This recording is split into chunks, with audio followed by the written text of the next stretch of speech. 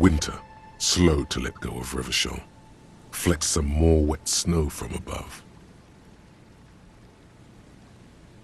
The snow falls lazily, making the beach sand paler still, mixing with the rust-colored sewage runoff.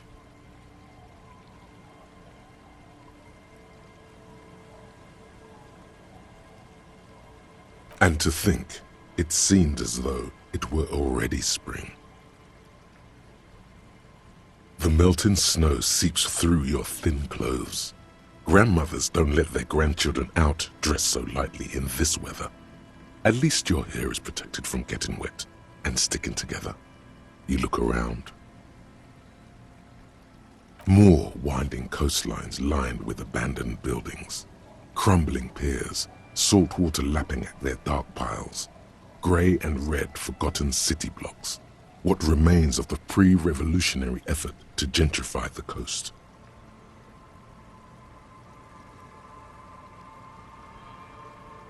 The waters turn black, coal city in the shadow of San Martin, a boom town, back when coal extracted from countless shafts near the city was needed to power Revachol.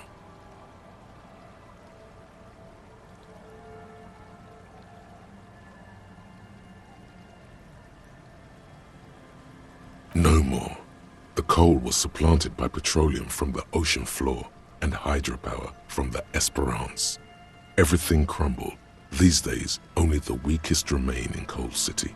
Their hopes of getting rich linger in the defunct shafts under their feet.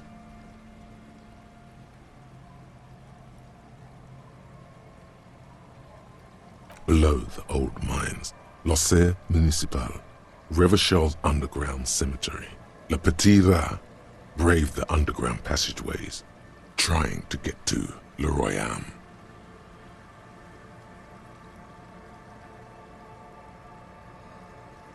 Children under 14, they go underground looking for artifacts to sell to foreign museums and for fabled relics. Their parents let them. They go deeper.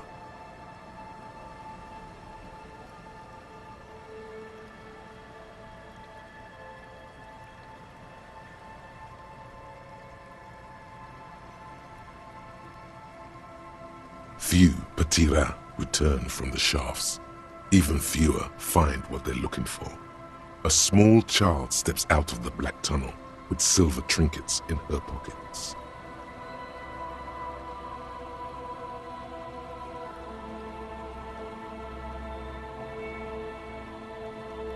All around her, white snow on the extinguished coke furnaces and on the weather-worn shacks where fathers beat their sons after drinking. The snow melts on your fingers, turning to water.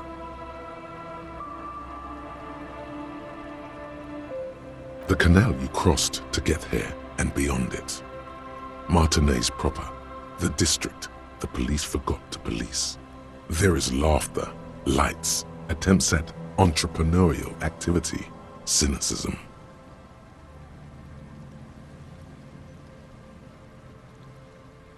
Someone is scraping snow off their windshield at the roundabout, in the midst of which a statue of Philip III serves as a destination for grade school field trips and a fine perch for winter birds.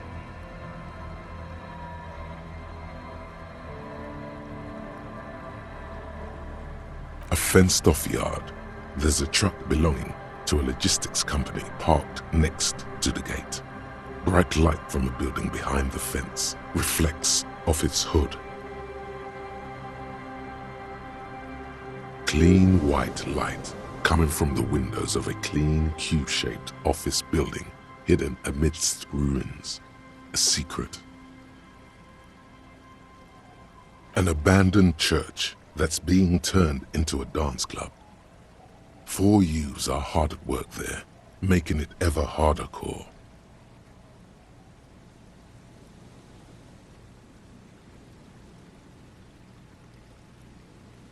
A serpentine strip of land weaving its way into the Martinez Inlet. Unfortunates on the run from the law, from themselves, sometimes hide out on nearby islets. little dots in the ocean that are occasionally submerged when the tide is high and the weather foul.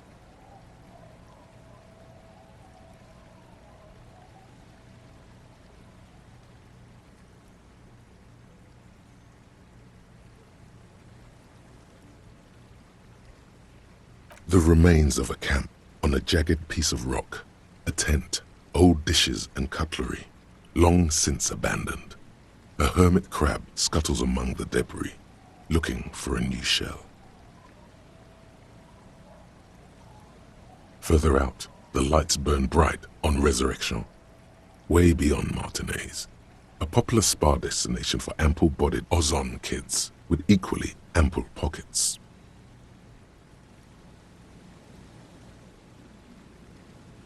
Then there's Ozon, but the snow falls too thick. You cannot see that far.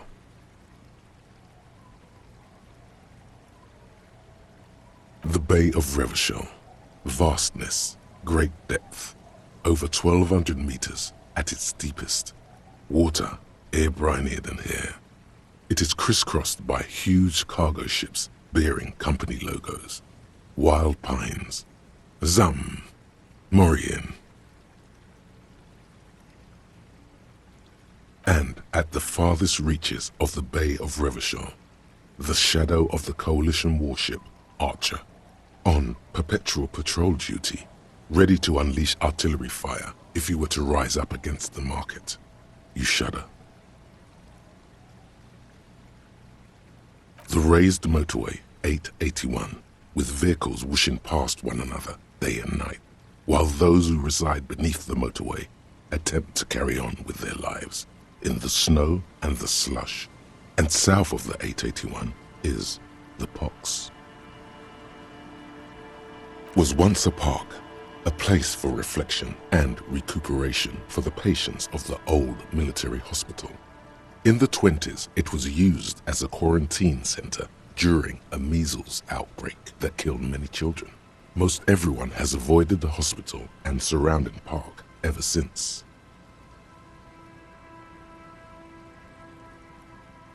The Pox is completely wild now.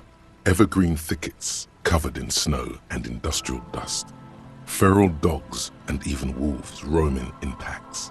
The police try to keep the deepest corners cordoned off. Heavy drug users do slip through and hole up in the old military hospital, hoping to find something to get high on among the hastily abandoned supplies, or just to overdose in peace. A line of motor garages with armored carapaces hunched in the cold.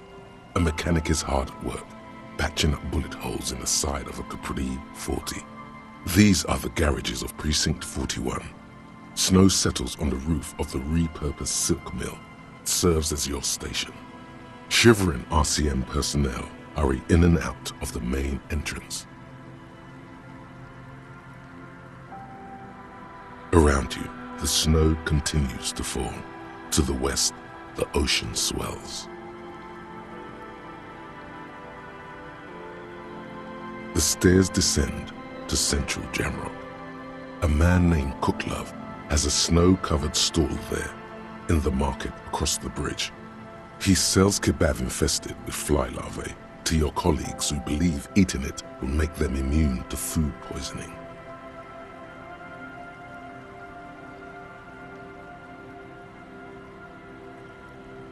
Snow falls on the utility district, the library, the florist, the Sarah Mauritian restaurant that offers homemade wine, and also on the brothels and drug dens and the chop shops of the Zemlyaki.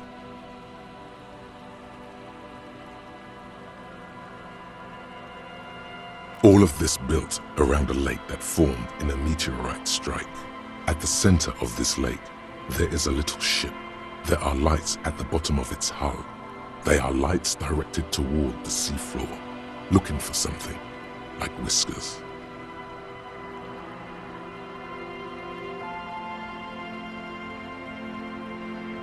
A chill comes over you, crawling down your back. The sand under your feet is wet, Somewhere in the south, tarpaulin flap in the wind. More coalition aerostatics. Occasionally, lights flash as they maneuver through the falling snow. One large airship carries crates in its belly.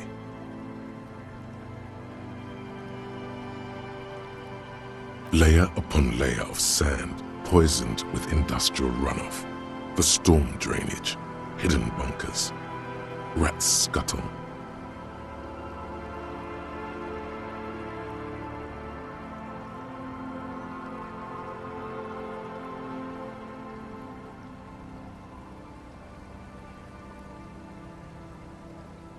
Someone stuffed a big old polar anorak into a concrete pipe under the boardwalk. It would keep you warm. You will probably never happen across it, but who knows?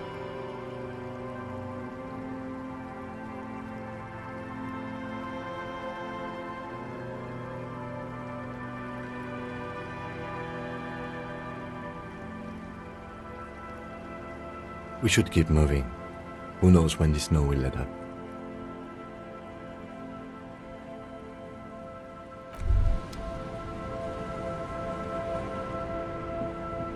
Yes?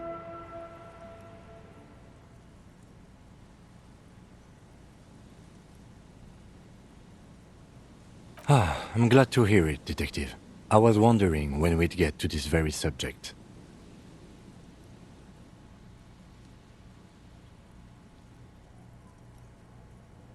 If you ask me, it's high time for you to set aside these frivolous side tasks and focus 100% of your energies on the case before us.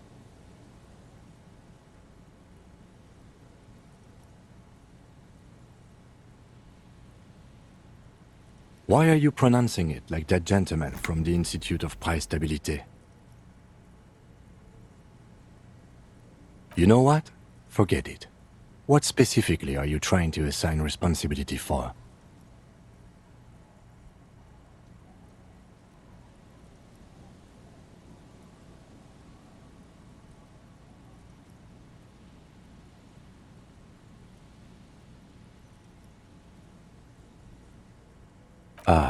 Now I understand. Next, I suppose you're going to tell me you need to form a committee to assign this responsibility?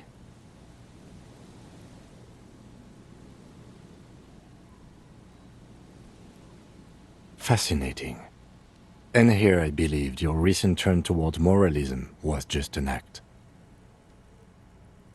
In any event, I am just a humble law official. I may work under the moral intern's umbrella, but I'm certainly not qualified to serve on any committee. You know who might be, though? That Mr. Villedroit, the gentleman you met in the young man's apartment.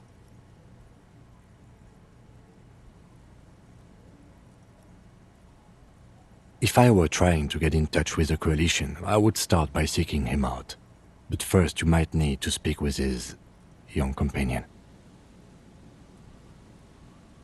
Now, was there anything else?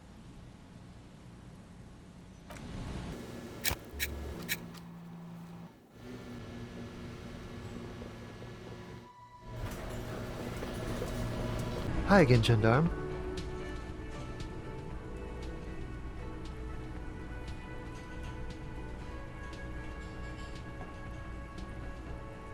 Oh, a committee.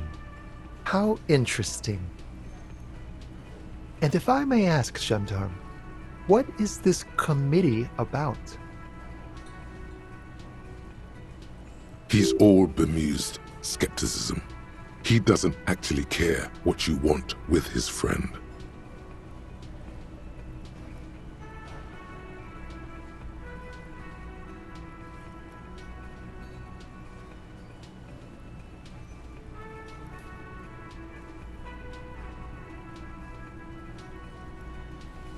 God, of course it is. My friend is always trying to convince me I need a little more responsibility. As though I don't have enough going on already. In any case, I would love to help. But the thing is, I don't know where he is. We don't talk about everything, you see.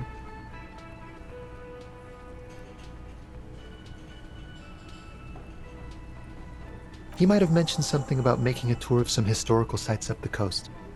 In an unofficial capacity, of course.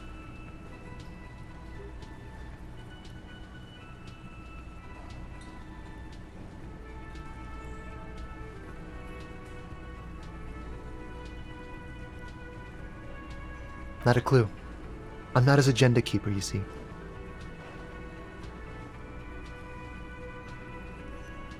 I guess you will.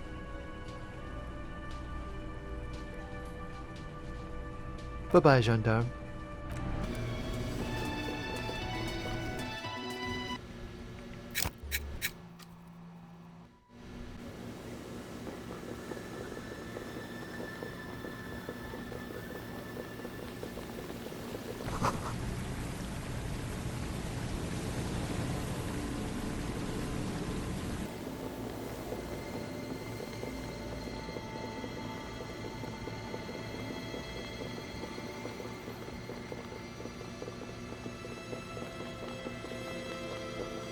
As you approach, the man turns and greets you with a polite wave. He appears completely at ease, like a common holidaymaker. Ah, super. It's the officer. I was not expecting to run into you again, but things have a funny way of turning out, no? What brings you down to the scenic Martinez coast?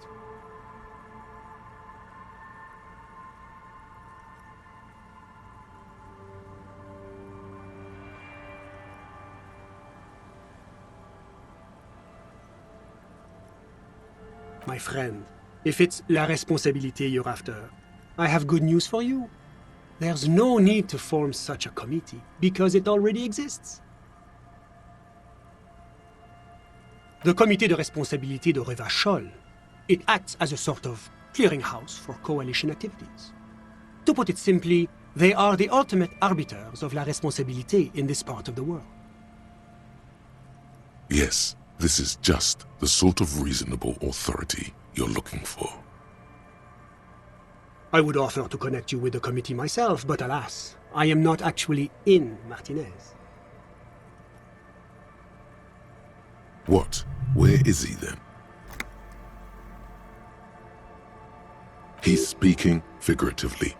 He means he's not in Martinez in his official capacity.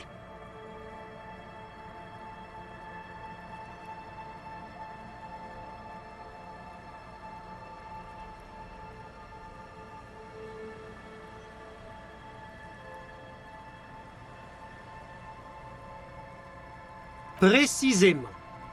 Officially, I am still in La Delta, preparing for an upcoming conference on fuel oil derivatives.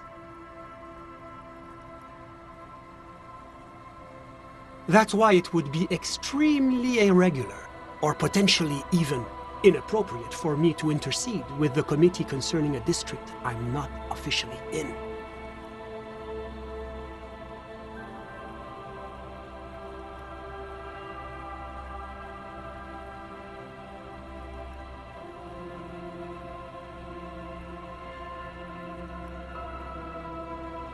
Well, under ordinary circumstances, the committee contacts you. In other words, the committee only knows what it wants to know. But if you have information of a vital interest, they might be willing to entertain an exception. In which case, I would advise you to contact them via Coalition Warship Archer.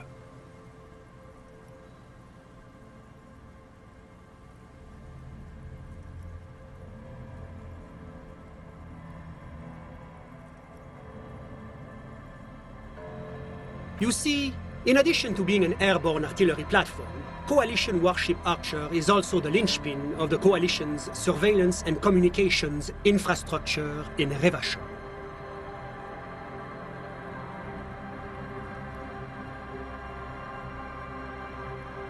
And listening. It has the most objective vantage point in the entire city. Not to mention a vast array of radio, photographic, and meteorological monitoring instruments.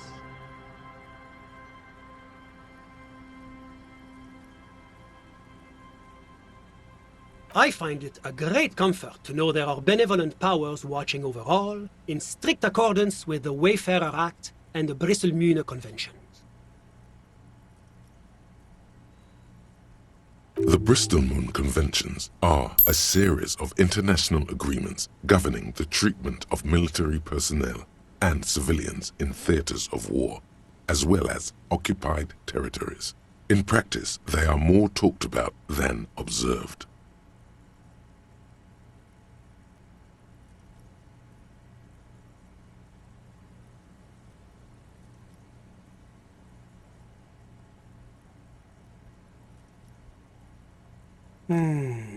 This is quite the problem. Very tricky. Of course, the Archer has orders to fire on any unidentified aerostatics that might approach it, so it might be safer to get in touch from the ground.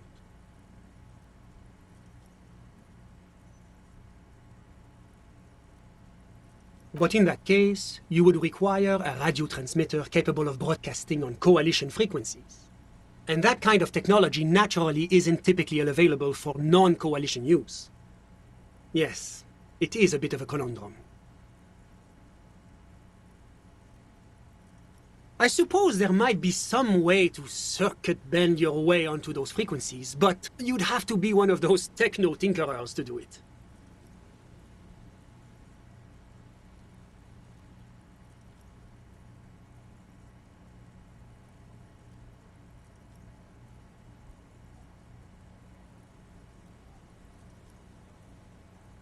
Unfortunately not, no. I don't have the pleasure. I am merely a representative of the coalition government, not very well versed in technology. But you... Sounds like something that programmer we met in the church might be able to help with. Let me just say that I have complete confidence in the RCM. I'm sure you'll figure something out.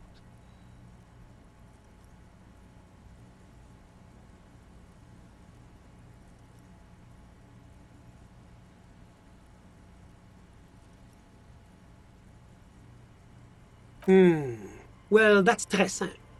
I was visiting the fishing village just north of here. They have applied for a series of microloans to revitalize the old market. And well, I wish to see the situation firsthand.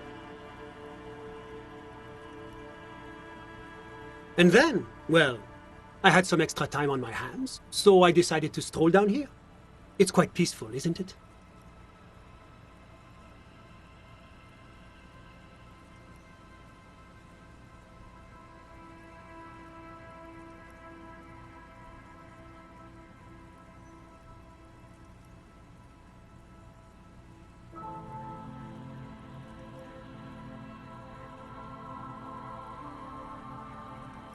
Yes.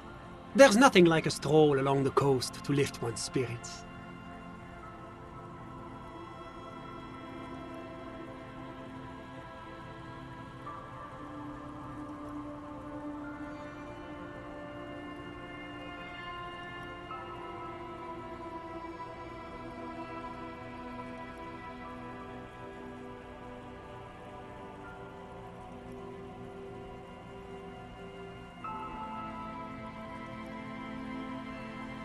Really? Here? How can you be sure?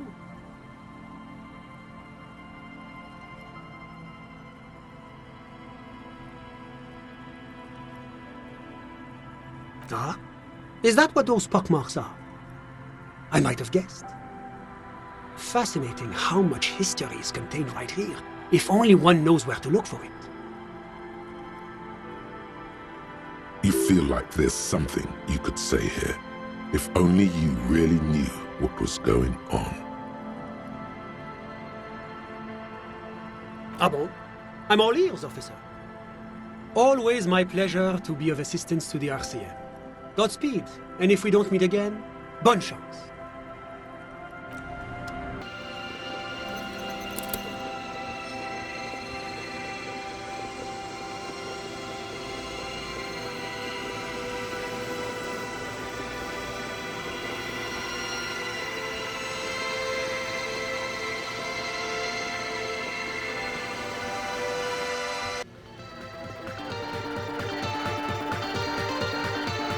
Yes, what is it?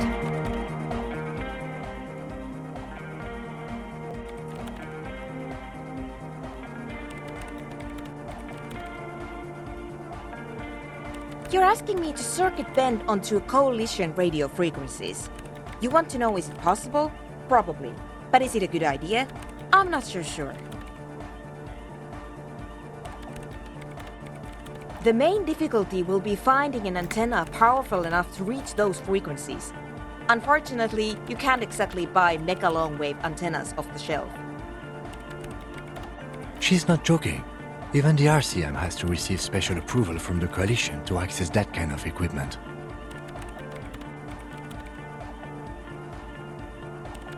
I highly doubt it. That tower is barely able to transmit shortwave signals across the bay.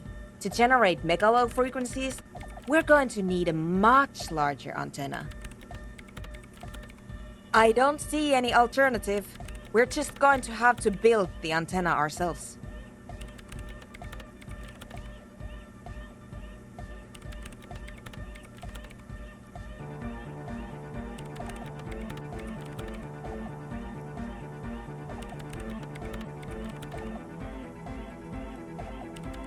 We need metal, a lot of it.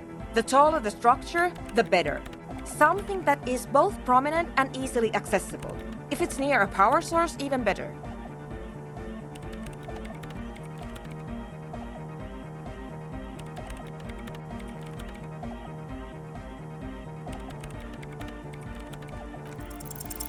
Close your eyes. Unfold your mental map of Martinez. It's morning. You're standing on the plaza before the whirling in rags.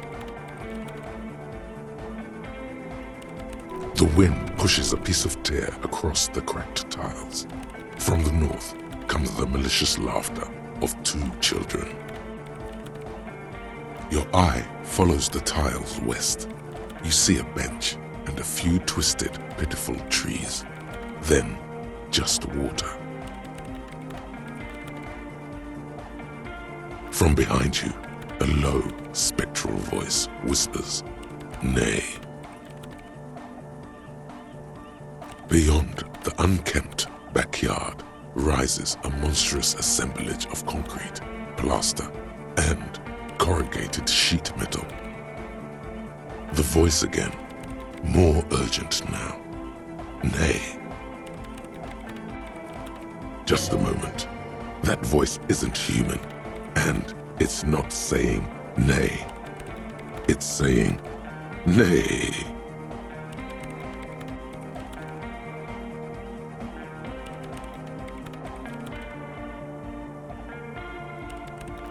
You turn around. The morning sun is blinding. You bring your hand to your brow and a great shadow materializes before you. A towering beast, frozen in mid-air.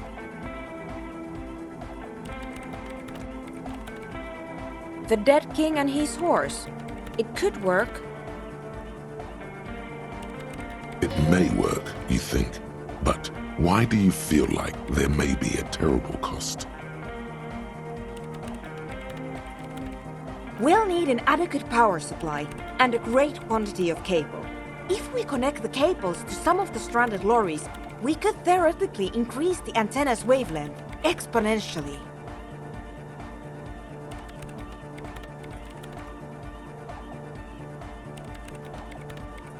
Whatever ambivalence she had about your project before, she's now fully engaged in solving this technical puzzle.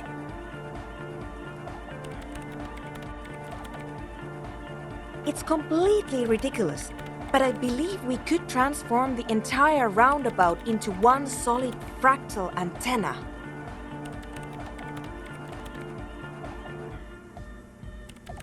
A note of awe in her voice. She's shocked and pleased by her own audacity.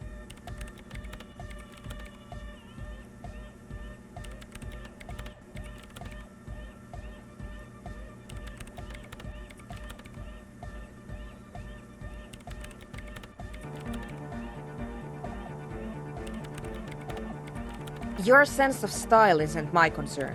I'm only here to tell you what's feasible or not from a technical viewpoint. I have plenty of cables and amplifiers on hand.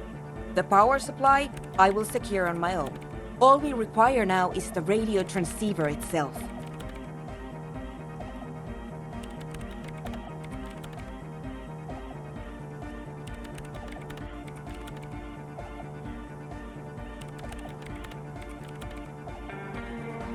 I cannot answer that for you, but I don't expect it to be that difficult. There's no shortage of radios around here. If you have real to spare, you might even be able to buy one. But it doesn't really matter where it comes from, so long as it works. And before you ask, no, you can't have the radio from my kinema.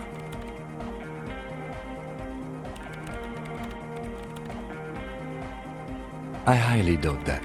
When I crank the volume on my dyno wave, it's like you're in the front row at the National Concert Hall.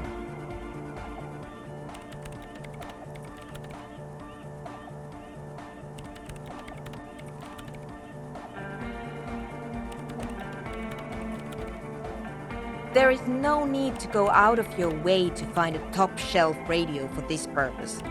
As long as it's functional, that is what counts.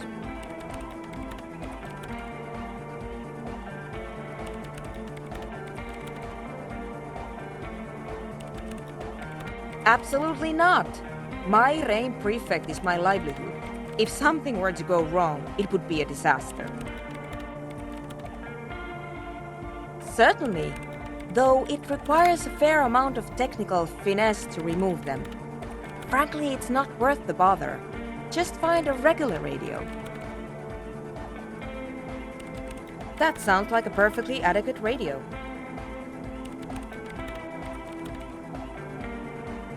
In the meantime, I will gather the rest of the materials. We will meet back here when you have it.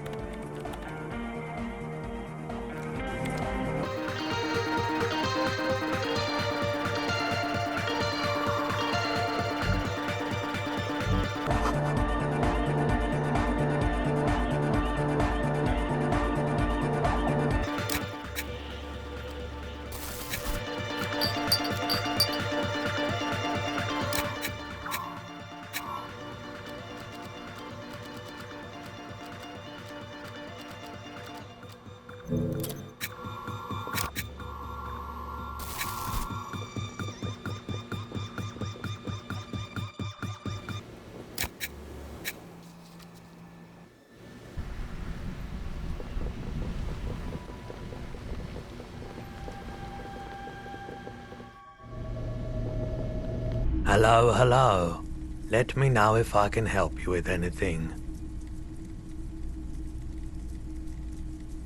A transceiver, is it? Yeah, we should have something to do the trick. He produces a machine encased in a blue bakelite shell. Its black face covered in an assortment of pearl-topped knobs and dials. The lieutenant whistles a long, quivering note. A genuine Kristallsprach. This is a connoisseur's model, good for picking up foreign milieus. The Model 9 also comes equipped with a signal purifier to suppress crosstalk, especially good around here with our funky reception. In other words, it will put even the lieutenant's beloved dyno wave to shame.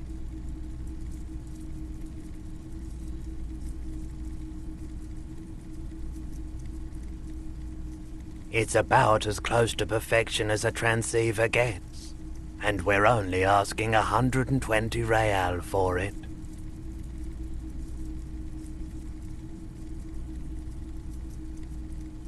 You won't regret it, officer. Whatever you need, the Model 9 can handle. The lieutenant watches you take the transceiver with barely disguised envy.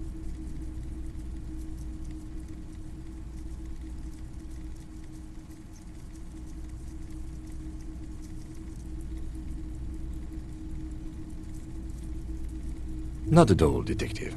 A Kristallsprach is a fine piece of equipment, but I'm quite satisfied with my dyno wave. Oh, he's totally jealous. He can barely hold it in. You've surprised me more than once during the course of our investigation, but I have to say it still seems like a remote scenario. The pawnbroker turns from you to the lieutenant and back again. A distant look on his face. We're glad to hear it.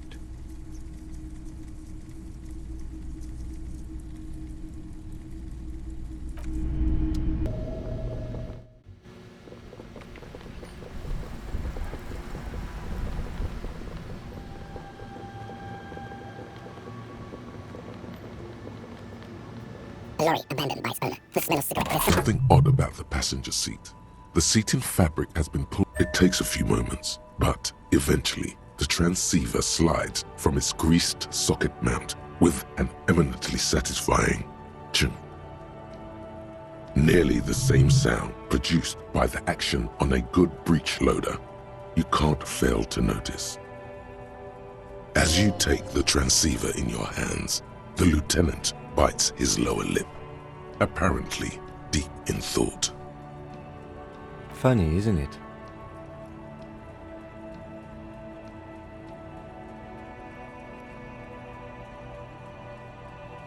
Oh, I didn't mean that. It's just ironic that you are using the lady driver's radio to contact the very authorities you are so keen to evade. Where the radio used to be, there's just a rectangular shadow now. It's about the size of a small box of pasta, but much heavier. Now that you're looking at it more closely, you realize the various dials and meters make it look vaguely like a face. A distinctive triangular logo forms the nose. That's the mark of Estas Electronica, one of the major manufacturers of advanced radio equipment. The movie stars are still smiling from the walls, but there's a rectangle close the rusty oak.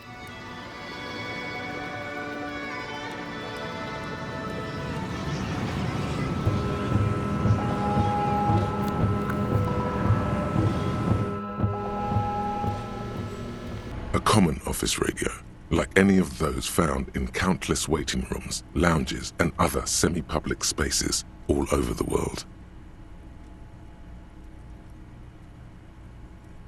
There's usually a little switch somewhere.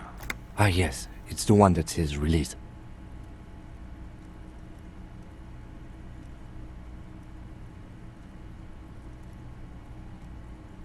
The lock disengages with a nice click. You may now safely remove the transceiver unit. There's nothing obviously remarkable about it. It's about the size of a common pasta box, with knobs of molded plastic. What else is there to say? If this transceiver were a person, it would be an accountant at a large logistics firm. Perfectly competent, but unexceptional.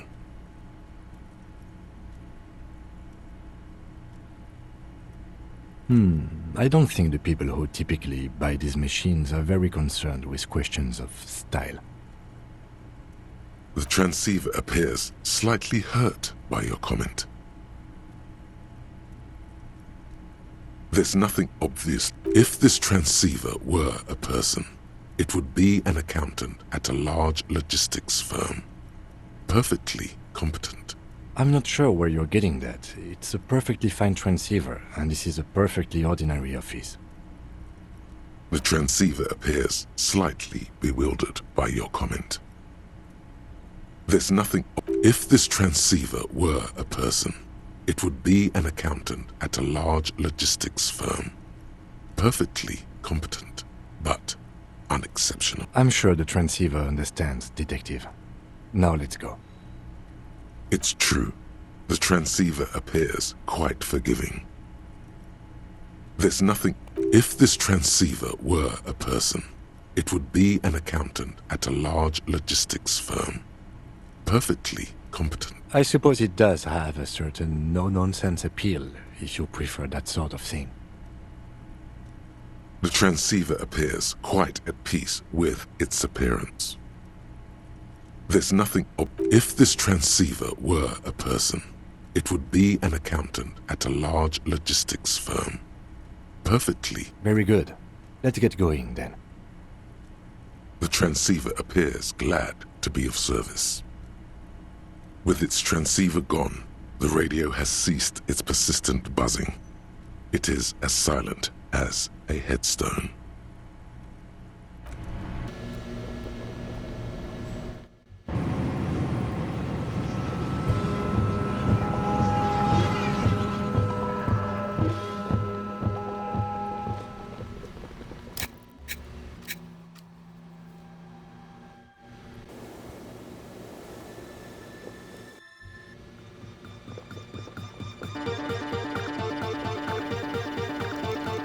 Yes, what is it? Ah, very good. Let's see what you have.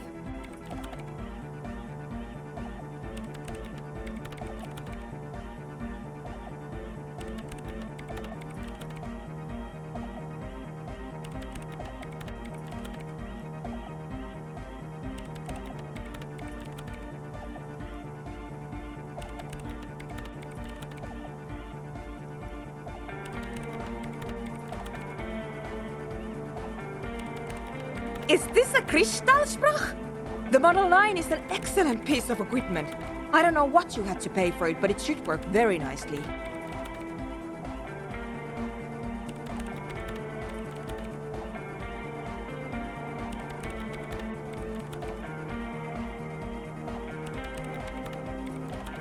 It's not often that she allows herself to be awed, but the way she holds the crystal sprach reminds you of someone receiving a precious gift. I believe that means we're ready to get started. I should warn you, once we begin setting up this antenna, we'll need to see the whole process through. There won't be any second chances, any do-overs. You understand?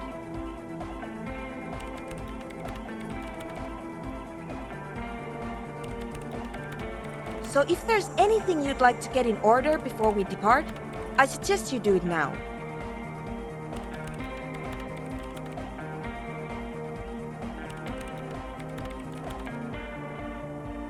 Ah, yes.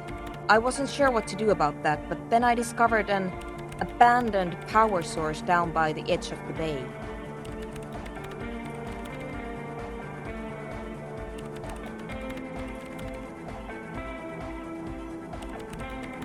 Oh, yes, I did notice that it was covered in police livery. Then you already know that the carriage itself is irreparable, but the rear-mounted engine seems to be in fine working order.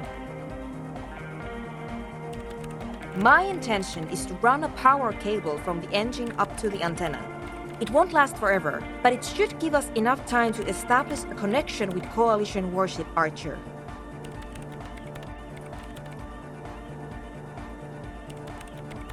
That's up to you. At a minimum, I would make sure you are physically and mentally prepared for an intense and difficult process. Once we begin, there can be no interruptions. At the very least, you should make sure you're wearing a good pair of gloves. Radio engineers typically carry overpriced solvent sprays to clean the antenna connections. But in a pinch, some common ammonia works just fine.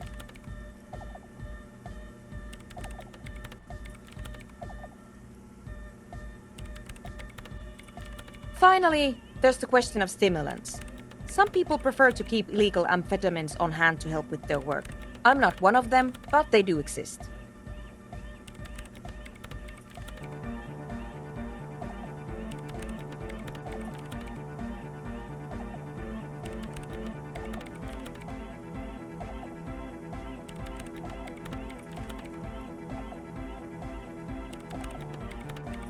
It is possible that technical fields attract a certain kind of personality. I haven't given it much thought.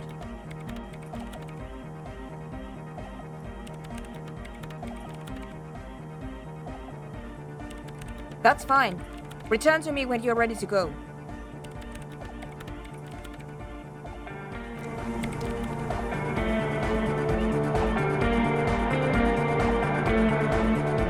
The mother of humanism stands above you, a precious and complex wax painting on a single pane of glass. A crack runs across the length of her body, her face oval and sad. Why? That does seem to be a problem. Maybe you meant something else?